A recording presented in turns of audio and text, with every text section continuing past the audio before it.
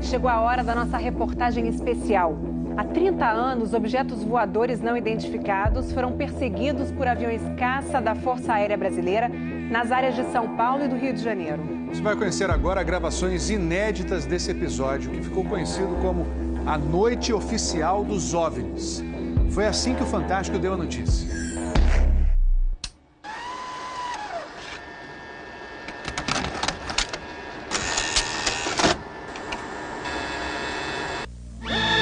Esta semana, altas autoridades militares do Brasil admitiram publicamente pela primeira vez ter visto objetos voadores não identificados, os OVNIs. O próprio ministro da Aeronáutica, Brigadeiro Moreira Lima, deu a entrevista para informar que pilotos das bases de Santa Cruz, no Rio de Janeiro, e de Anápolis, em Goiás, chegaram até a perseguir e a ser perseguidos pelos objetos voadores não identificados na região de São José dos Campos, sobre o Vale do Paraíba, e trechos do estado do Rio de Janeiro.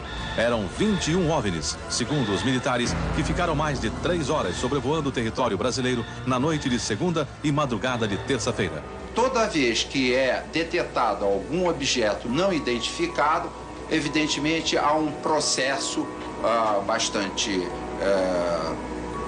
eficiente de verificar se foi alguma aeronave que está voando sem um plano de voo aprovado, etc.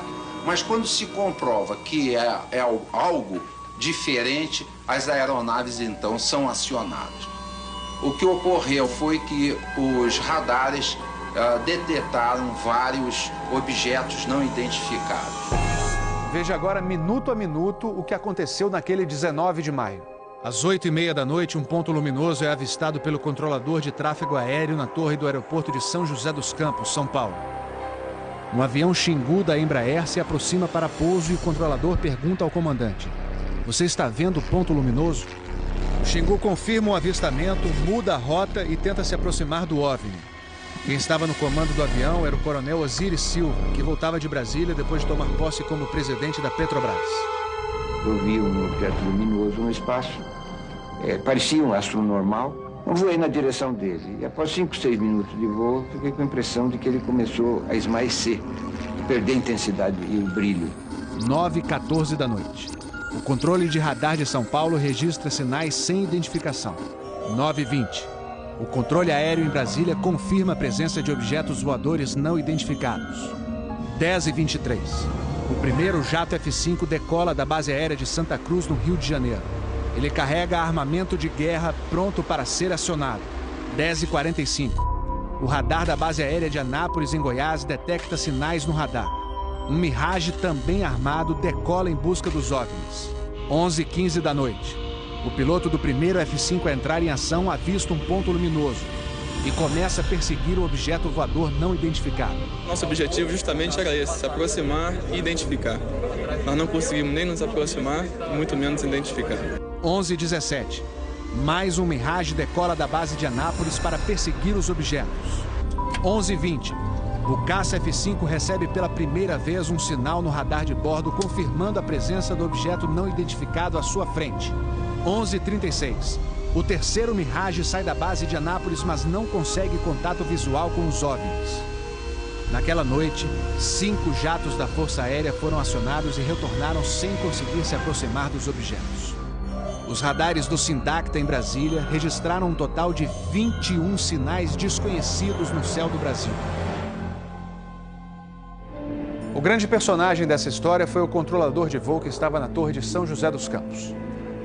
O sargento Sérgio Mota da Silva, que aparece nessa foto tirada na torre de São José poucos dias depois do incidente, foi quem deu o primeiro alerta sobre OVNIs. 30 anos depois, Sérgio, que hoje é controlador de voo civil, deu a primeira entrevista para uma TV. Ele preferiu não mostrar o rosto. Tem alguma coisa aqui no setor noreste de São José? Um farolzinho por lá? Eu estou olhando bem, o bicho está parado. Quem sobe, quem desce, vai para a esquerda e para a direita. Está paradinho lá. Estou olhando, não é estrela não. É um farol.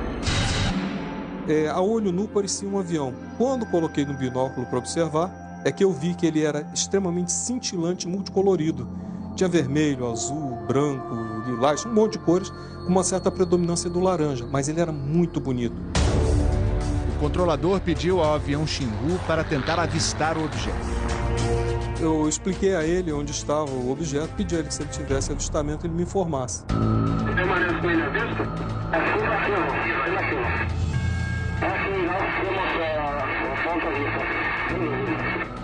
Bem visível, poderia descrevê-lo?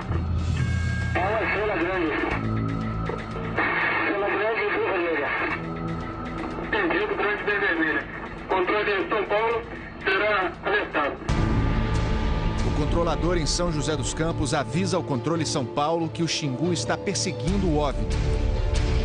Positivo. Ele está perseguindo o troço. Está perseguindo o troço? Tá indo atrás. Sério, tá indo. Controle? Tá vendo?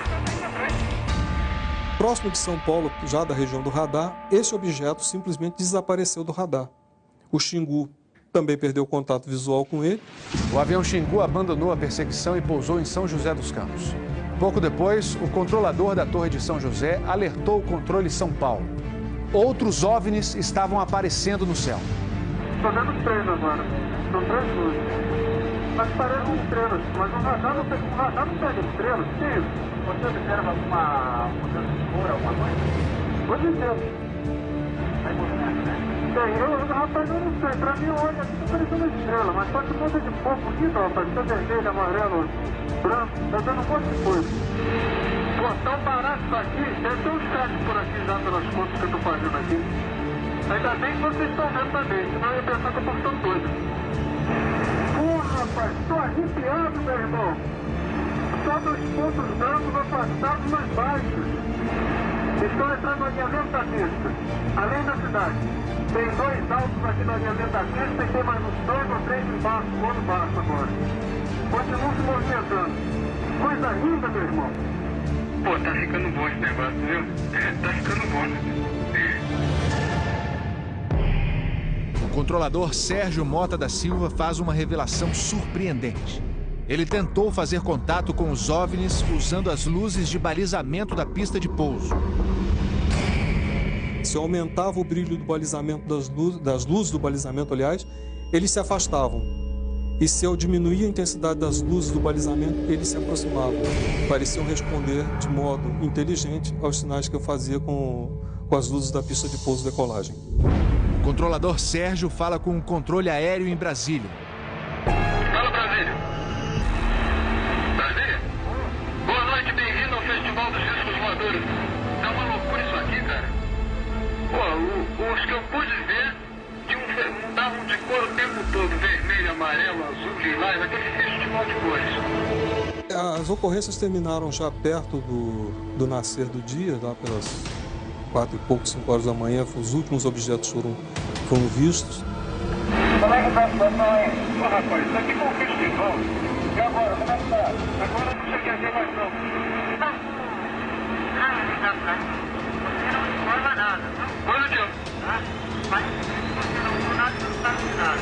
Positivo. O Fantástico também teve acesso às gravações das conversas entre os pilotos e a defesa aérea. Um desses pilotos era o capitão Armindo de Souza Viriato. Veja agora como foi que ele perseguiu um OVNI com armamento pronto para ser usado. Eu tenho contato. Confirma? Foi contato.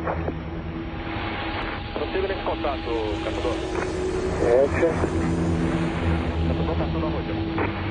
7. Caçador passando a rojão. No código dos pilotos, isso quer dizer que o caçador, o avião caça, entrou na situação rojão. O míssil está pronto para disparar. Prossiga nesse contato. Foi, tem Judite agora. 7. Judite significa que o alvo está no radar. Ou seja, o piloto pode atirar se for autorizado pela defesa aérea. Mas neste momento, o alvo se afasta em alta velocidade. Está aumentando. Aumentando a distância, confirma. Afirmativo. A distância está aumentando de novo aqui. 7. Passando rápido. Comportamento muito estranho. O capitão Viriato falou sobre a incrível velocidade dos OVNIs numa entrevista ao Fantástico. Essa aceleração, o radar de Brasília chegou a pegar na época de defesa aérea, deu aproximadamente Mach 15. Isso aí daria em torno de 15 mil km por hora. 15 mil quilômetros por hora é uma velocidade muito acima dos jatos mais rápidos do mundo, que chegam no máximo a 4 mil quilômetros por hora. Um documento confidencial do Comando de Defesa Aérea de junho de 1986 concluiu: os objetos produziram ecos nos radares do sistema de defesa e também nos jatos que perseguiram os OVNIs. Houve contato visual dos pilotos. Os objetos atingiram velocidades supersônicas e mostraram capacidade de acelerar e desacelerar de modo brusco. E a principal conclusão do relatório: os fenômenos são sólidos e refletem inteligência pela capacidade de acompanhar e manter distância dos observadores, como também voar informação. Não foi possível identificar a origem dos objetos. Foram esses dois ufólogos, pesquisadores de OVNIs, que conseguiram no Arquivo Nacional em Brasília a liberação gratuita dessas gravações. O fenômeno OVNI é real, existe, e o governo sabe disso, as Forças Armadas sabem disso. Essa documentação sendo exposta para o público permite que as pessoas entendam que isso não é brincadeira. Não tem como a gente falar que seriam naves extraterrestres, né? Eram objetos voadores não identificados. Não podemos dar qual a procedência deles, qual a origem. É alguma coisa inexplicável do nosso ponto de vista tecnológico à época e mesmo ainda hoje. Brasília? Boa noite, bem-vindo ao Festival dos Discos Voadores.